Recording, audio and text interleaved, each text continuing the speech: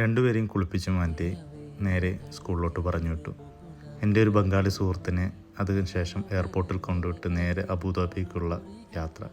ഇന്ന് sales meeting ആണ് അബുദാബിയിൽ. തേൻമുട്ടായി എനിക്കിപ്പോഴും പ്രിയപ്പെട്ടതാണ്. അതിനുശേഷം ചായയും ചിക്കൻ റോളും കഴിച്ചു.